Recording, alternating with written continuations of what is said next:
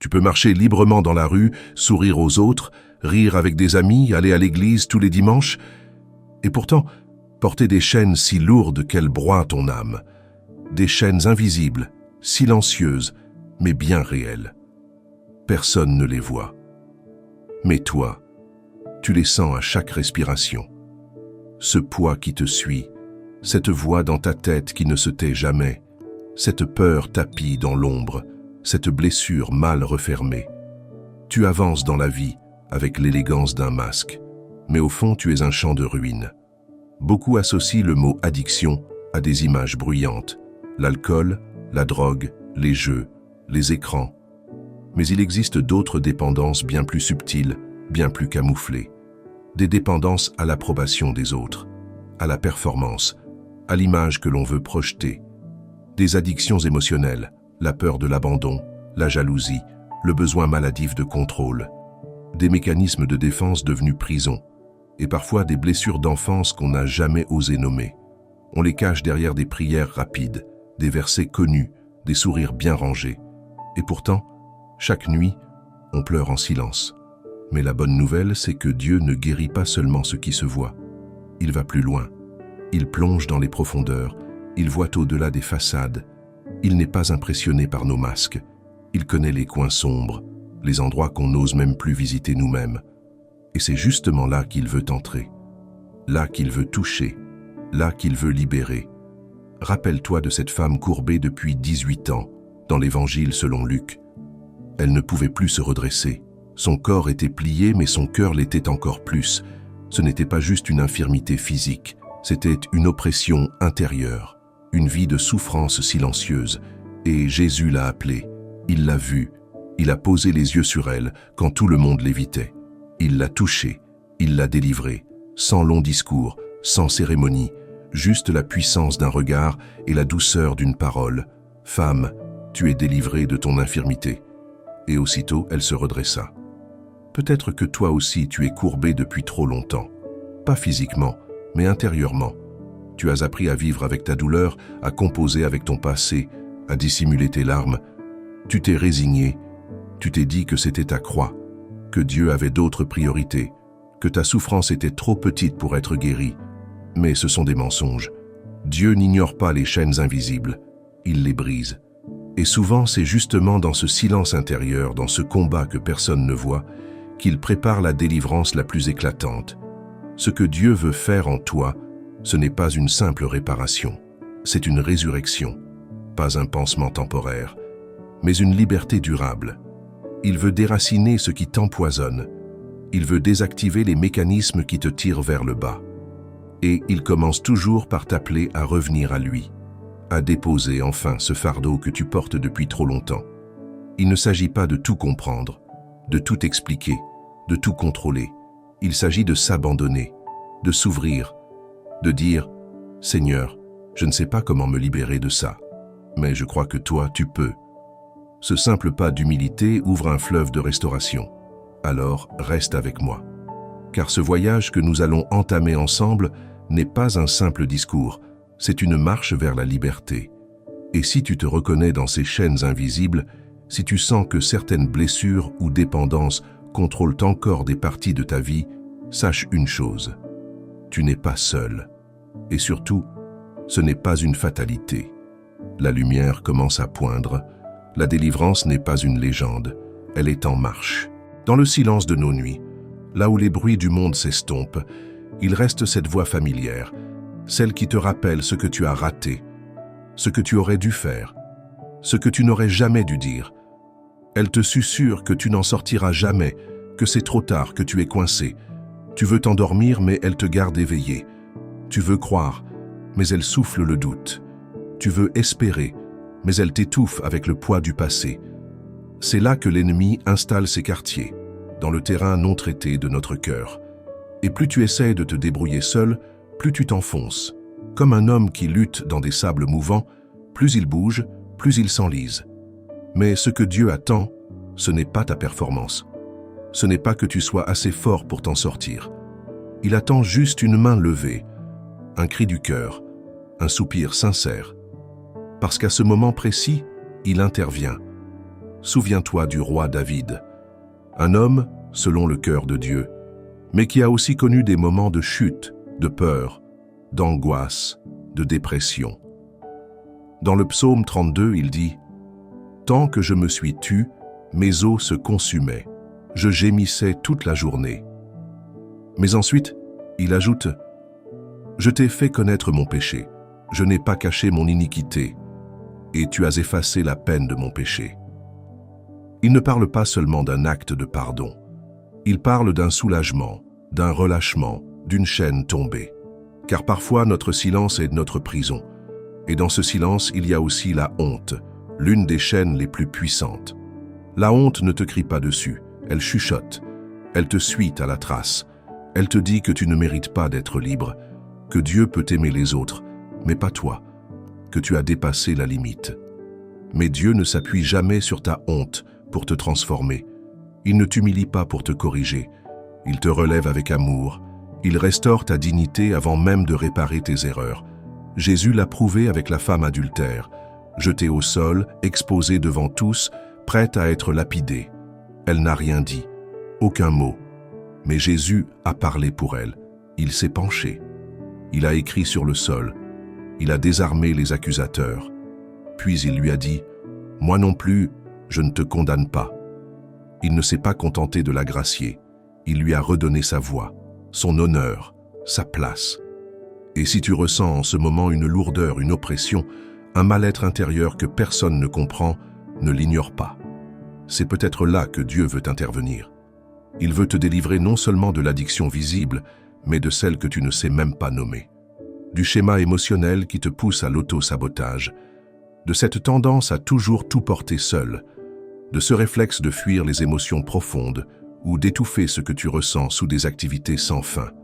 La guérison de Dieu ne passe pas toujours par un grand miracle soudain. Parfois, elle est douce, lente, stable, comme une pluie fine qui pénètre la terre sèche. Elle ne se voit pas au début, mais elle transforme tout.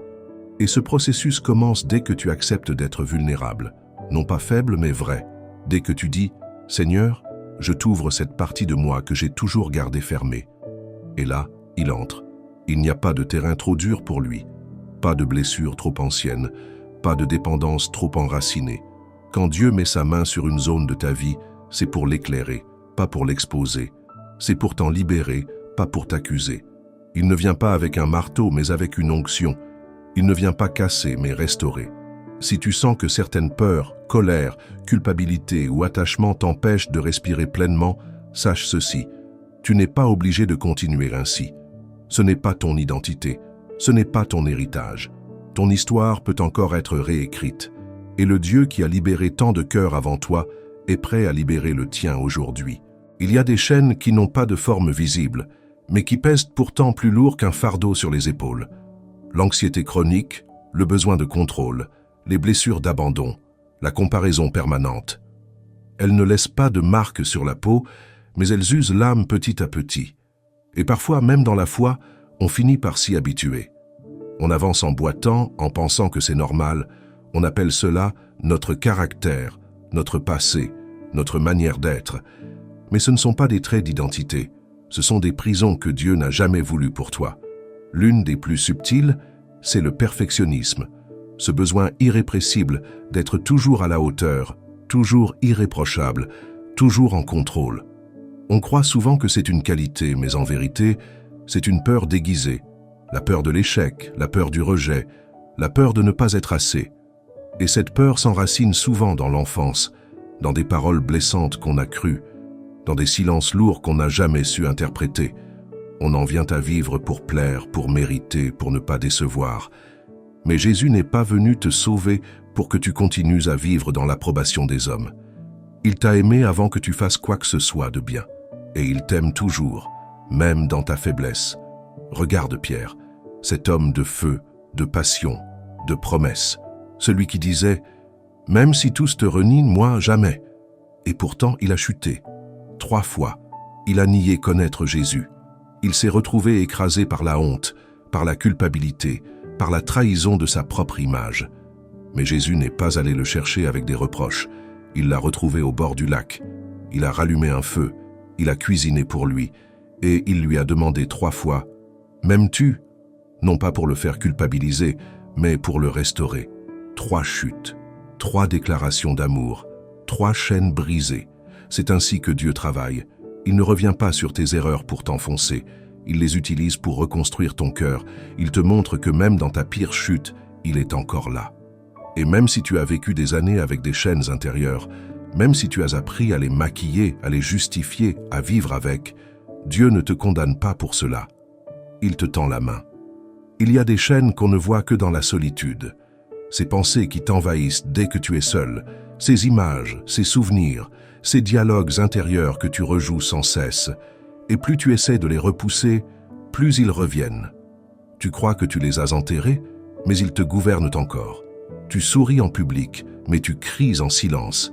Et dans ce tumulte intérieur, il y a une voix qui persiste, celle du Père. Pas pour t'accuser, mais pour te dire « Viens à moi ». Car la véritable délivrance commence dans la vérité. Pas celle que tu racontes aux autres, mais celle que tu oses dire à Dieu. Quand tu t'assois dans sa présence et que tu déposes ce que tu caches aux yeux du monde. Quand tu confesses ce qui t'épuise, ce qui te consume, ce qui t'a volé la paix. Et il ne détourne jamais le regard. Il ne dit jamais « c'est trop ». Il écoute, il accueille, il agit. Parfois, c'est une seule parole qui fait tomber une chaîne, un seul verset, une seule rencontre, une seule prière sincère. Parce que ce n'est pas la longueur de la prière qui libère, c'est la profondeur du cœur qui l'élève. Et quand Dieu voit ton cœur s'ouvrir, il agit avec puissance. Il envoie sa lumière là où tu ne voyais plus rien. Il ramène à la vie des zones que tu croyais mortes. Il réveille des rêves que tu avais abandonnés. Mais il le fait à son rythme, pas pour te frustrer, mais pour solidifier ton cœur. Pour que la liberté qu'il t'offre ne soit pas temporaire, mais éternelle. Il ne veut pas seulement briser la chaîne, il veut t'apprendre à marcher sans elle, à penser autrement, à vivre autrement, à aimer autrement. Et si tu es encore là à écouter ces paroles, ce n'est pas un hasard. C'est peut-être l'appel que ton âme attendait, le rappel que tu n'as pas été oublié, que Dieu n'a pas tourné la page, qu'il t'attend toujours au point exact de ta douleur, non pas pour te juger mais pour te relever. Et ce relèvement commence aujourd'hui, maintenant. Lorsque Dieu libère, il ne se contente pas de briser, il reconstruit. Il ne veut pas seulement que tu sois libre des chaînes, il veut que tu sois fortifié là où elles te tenaient captif. C'est dans ce processus que beaucoup abandonnent, parce qu'on croit que la délivrance est un instant, alors qu'elle est souvent un chemin. Ce chemin peut être douloureux, car il passe par la confrontation avec des parts de soi qu'on préférait ignorer. Mais c'est sur ce chemin que se révèle le vrai miracle. Souvent, les chaînes les plus solides sont celles qu'on a liées soi-même, par des paroles sur soi, des pensées répétées, des jugements intérieurs, « je suis nul »,« je n'y arriverai jamais »,« je suis trop brisé ». Chaque phrase devient un maillon, et plus on les répète, plus on les renforce. Mais Dieu, dans sa grâce, t'invite à changer de langage. Il veut te réapprendre à parler selon sa vérité, à dire « je suis enfant de Dieu ». Je suis plus que vainqueur. Je suis aimé tel que je suis. Ce n'est pas du positivisme creux, c'est un renouvellement de l'intelligence. La Bible dit dans Romains 12, 2, « Ne vous conformez pas au siècle présent, mais soyez transformés par le renouvellement de l'intelligence. » C'est dans ton esprit que commence la vraie guerre, et c'est là que Dieu veut régner. Pas comme un tyran, mais comme un père bienveillant, qui t'enseigne à voir le monde, les autres et toi-même avec ses yeux. Prenons l'exemple de la peur. Elle est l'une des chaînes invisibles les plus puissantes. Elle te pousse à te méfier, à fuir, à te cacher, à saboter tes propres bénédictions. Mais la peur n'est pas juste une émotion, c'est un mensonge. Elle te dit que tu n'y arriveras pas, que tu vas échouer, que tu vas être rejeté. Mais Dieu t'a donné un autre esprit. 2 Timothée 1, 7 nous rappelle « Car ce n'est pas un esprit de timidité que Dieu nous a donné, mais un esprit de force, d'amour et de sagesse. » Alors il faut oser affronter cette peur, non pas seul, mais avec le Saint-Esprit. Lui seul peut te donner la paix dans la tempête. Pas une paix artificielle, mais une paix profonde, qui garde ton cœur même quand rien autour ne change encore. Et cette paix, c'est une arme. Elle ne te retire pas de la bataille, elle te rend inébranlable au cœur de la bataille. Elle t'enseigne que même si les chaînes sont encore là, elles ne te gouvernent plus. Tu n'es pas défini par ce qui t'a retenu. Tu n'es pas ton addiction. Tu n'es pas ta blessure. Tu n'es pas ton échec. Tu es bien plus que cela. Tu es un vase que Dieu veut remplir à nouveau, et peu importe combien de fois tu es tombé, peu importe combien de fois tu as recommencé, Dieu n'est pas fatigué de toi. Il est patient, il est fidèle. Il voit en toi ce que personne d'autre ne voit, et il appelle cette partie-là à se lever. Souviens-toi de Lazare. Quand Jésus est arrivé, Lazare était déjà mort depuis 4 jours. Il sentait déjà. Il n'y avait plus aucun espoir humain. Mais Jésus a crié « Lazare, sors !» Et l'homme est sorti, encore lié dans ses bandelettes. C'est là l'image de tant d'entre nous, vivants, mais encore enchaînés, libérés, mais encore enveloppés de nos anciennes habitudes, de nos anciens schémas. Et Jésus ne nous laisse pas là. Il dit aux autres « Déliez-le et laissez-le aller ». La délivrance est parfois communautaire, elle se vit aussi à travers les autres. C'est pourquoi il est vital de ne pas rester isolé. Trouve un frère, une sœur, une personne de confiance à qui tu peux confier tes luttes, car les ténèbres se nourrissent du secret. Mais la lumière de Dieu agit dès que tu oses exposer ce qui te ronge. C'est dans cette humilité que commence la vraie restauration. Tu n'as pas à être parfait pour commencer. Tu n'as pas à tout comprendre pour avancer. Il te suffit de faire un pas. Et ce pas, c'est de croire que Dieu peut encore changer les choses, même après tant d'années, même après tant de rechutes, même quand tu ne ressens plus rien. Parce que Dieu ne travaille pas avec tes sensations, il travaille avec ta foi. Et si tu oses croire, ne serait-ce qu'un tout petit peu, c'est suffisant pour qu'il agisse. Une vérité souvent oubliée dans le processus de guérison intérieure, c'est que ce n'est pas parce que les chaînes ne sont plus visibles qu'elles ne laissent pas de traces. Beaucoup pensent qu'une fois libéré, tout redeviendra comme avant. Mais ce n'est pas le but de Dieu. Il ne veut pas te ramener à l'état d'avant la chute.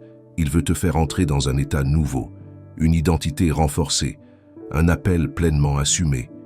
Ce que tu as traversé n'est pas une honte à cacher. C'est un témoignage à proclamer. Tu ne seras jamais la même personne. Et c'est une bénédiction. Car dans les brisures, Dieu a laissé passer sa lumière. Dans les blessures, il a planté la compassion. Dans les combats, il a ancré en toi une foi plus solide que l'or. Voilà pourquoi tu ressens parfois une douleur même après la délivrance. Ce n'est pas que tu es encore esclave, c'est que tu es en train d'apprendre à vivre libre. Et cette liberté est une discipline. Un choix renouvelé chaque jour, un refus constant de revenir en arrière. Ne minimise pas les petites victoires. Chaque fois que tu refuses la tentation, chaque fois que tu choisis de parler à Dieu plutôt que de fuir, chaque moment où tu dis non à l'ancien toi, ce sont des pierres posées sur le chemin de la restauration. Ce ne sont pas de simples pas, ce sont des fondations éternelles, et Dieu les voit, il les célèbre avec toi, même si personne autour ne les remarque. Il y a un mensonge que l'ennemi aime te faire croire après la délivrance, que tu n'as pas vraiment changé. Il te le répétera souvent. Quand tu es fatigué, quand tu tombes à nouveau, quand tu doutes. Mais souviens-toi de ceci. Ce n'est pas la chute qui définit ton identité, c'est la direction vers laquelle tu te relèves. Un enfant qui apprend à marcher tombe souvent, mais aucun parent ne le traite de raté. Au contraire, il se réjouit à chaque tentative, à chaque progrès. C'est ainsi que ton Père céleste te regarde. Il ne t'abandonne pas quand tu fléchis. Il t'entoure, il te relève, et il te rappelle qui tu es. Il chuchote à ton âme. Tu es à moi. Tu n'es plus esclave. Tu es libre. Même si tes chaînes étaient invisibles aux autres, lui les a toujours vues. Et aujourd'hui, il les a brisées. Il ne t'appelle pas à survivre. Il t'appelle à régner. Régner ne veut pas dire dominer. Cela veut dire vivre selon ton identité de fils ou fille du roi. Cela veut dire marcher avec assurance, même dans les zones où tu as autrefois rampé. Cela veut dire parler avec foi, même quand le vent te pousse à douter. Cela veut dire te relever non par ta force, mais parce que tu sais à qui tu appartiens. Un jour, tu regarderas en arrière et tu ne reconnaîtra même plus la personne que tu étais. Tu verras tes chaînes brisées, rouillées, tombées à tes pieds. Tu ne sauras même plus comment elles avaient pu être si lourdes, si puissantes. Et à ce moment-là, ton cœur débordera de gratitude. Tu béniras Dieu pour chaque nuit de larmes, pour chaque combat dans le silence, pour chaque prière chuchotée dans l'obscurité, car c'est là qu'il t'a transformé. Psaume 40, 2 dit « Il m'a retiré de la fosse de destruction, du fond de la boue, il a dressé mes pieds sur le roc, il a affermi mes pas. » Ce n'est pas une belle métaphore, c'est ta réalité. Dieu ne t'a pas seulement sorti du piège, il a construit sous tes pieds une terre ferme, une base nouvelle, une fondation que rien ni personne ne pourra ébranler, pas même toi-même. Alors avance, même si tes pas tremblent, même si tu n'es pas encore sûr, même si tu ressens encore l'écho des anciennes chaînes, elles ne te tiennent plus, elles ne sont que mémoire.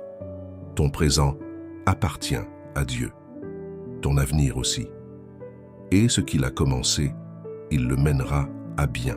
Il existe un moment sacré, presque imperceptible, où la délivrance devient transformation.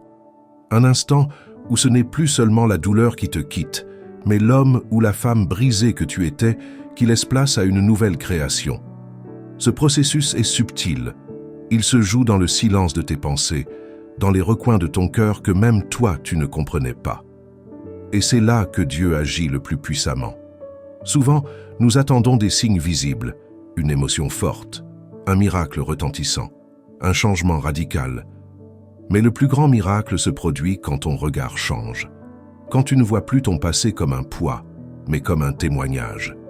Quand tu cesses de te définir par ce qui t'a lié et que tu commences à te définir par celui qui t'a libéré, c'est là que les vraies chaînes tombent. Non pas les chaînes que les autres voyaient, mais celles qui t'éloignaient de toi-même, de ton appel, de ton Père. Il y a des blessures que les hommes ne pourront jamais comprendre, mais Dieu, lui, les connaît. Il les a vues naître, il les a entendues crier en silence. Il ne t'a jamais jugé pour elles. Au contraire, il les a comptées. Chaque larme, chaque défaite, chaque doute. Et maintenant qu'il t'en libère, il ne veut pas seulement te guérir. Il veut t'équiper. Il veut que ces blessures deviennent tes armes. Il veut que ce désert devienne ton ministère. Tu n'as pas vécu tout cela en vain. Il y a une raison à ton histoire. Et cette raison, ce n'est pas ta honte, c'est ta mission. Tu peux parler à ceux que personne ne comprend. Tu peux tendre la main à ceux qui sont encore dans l'ombre. Car toi aussi, tu sais ce que c'est que de hurler dans le silence. Toi aussi, tu sais ce que c'est que de se battre contre des ennemis invisibles. Et parce que tu as été là, tu es maintenant porteur d'espoir. Ce que tu appelais ton fardeau, Dieu l'appelle ton témoignage. Ce que tu pensais être ta prison, il l'a transformé en lieu de révélation. Regarde Paul et Silas. Ils étaient enchaînés dans une prison, battus, humiliés. Mais au cœur de la nuit, ils ont chanté, et leur louange a provoqué un tremblement de terre. Les chaînes sont tombées, les portes se sont ouvertes, mais ce n'est pas seulement eux qui ont été libérés. Tous les prisonniers autour d'eux ont aussi été libérés. Voilà ce que fait ta transformation. Elle libère aussi les autres. Ta liberté n'est pas égoïste, elle est contagieuse. Elle est une proclamation silencieuse. Si Dieu l'a fait pour moi, il peut le faire pour toi. Et sans que tu aies besoin de crier, ceux qui te verront marcher dans la paix, dans la foi, dans la dignité retrouvée, sauront. Ils sauront que Dieu est réel. Ils sauront que la délivrance est possible. Mais attention, ton ancien esclavage reviendra frapper à ta porte. Pas pour te reprendre, mais pour tester ta fidélité. Le diable ne s'inquiète pas de ceux qui dorment dans leur chaîne. Il craint ceux qui apprennent à marcher dans la liberté. Il t'attaquera dans tes pensées, dans tes habitudes, dans tes relations. Il essaiera de te faire douter de ta délivrance. C'est pour cela que tu dois entretenir ta liberté comme une flamme, la protéger, la nourrir, lire la parole, prier, t'entourer de frères et sœurs solides, refuser les compromis, refuser la nostalgie de l'ancien monde. Tu n'as rien perdu, tu as tout gagné, même si ton entourage ne le voit pas encore, même si tu n'as pas encore tout reconstruit. Ce que tu possèdes maintenant n'a pas de prix. Une conscience claire, un cœur purifié, une vie nouvelle entre les mains du Créateur. Et chaque jour que tu passes libre, même avec des cicatrices, est un jour de victoire. Même quand c'est dur, même quand c'est discret, car dans le ciel, chaque pas que tu fais est célébré.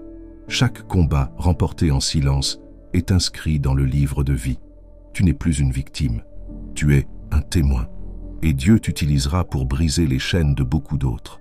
Alors que tu refermes les chapitres douloureux de ton passé, n'oublie pas ceci. Tu n'es pas le fruit de tes échecs, ni la somme de tes blessures.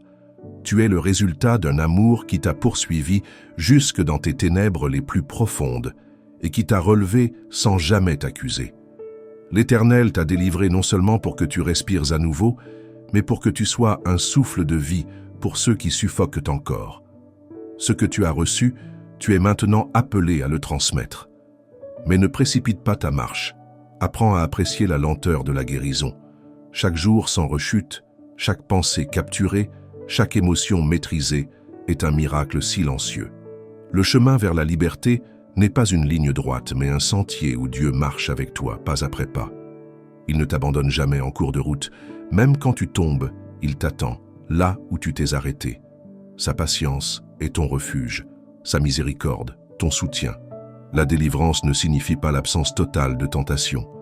Elle signifie que la tentation n'a plus de pouvoir absolu sur toi. Tu peux être tenté sans être esclave. Tu peux être fatigué sans rechuter. Tu peux être incompris sans te renfermer. Parce que désormais, tu n'agis plus par impulsion mais par conviction. Parce que tu sais à quel prix tu as été racheté. Et cette conscience transforme tout. Elle te pousse à chérir ta liberté, à ne plus jamais retourner vers les chaînes qui t'avaient presque détruit. Tu n'es pas seul. Même si parfois la solitude de ce chemin est pesante, même si ton entourage ne comprend pas toujours tes luttes intérieures. Dieu a placé sur terre d'autres âmes brisées devenues fortes, d'autres guerriers marqués par les combats invisibles.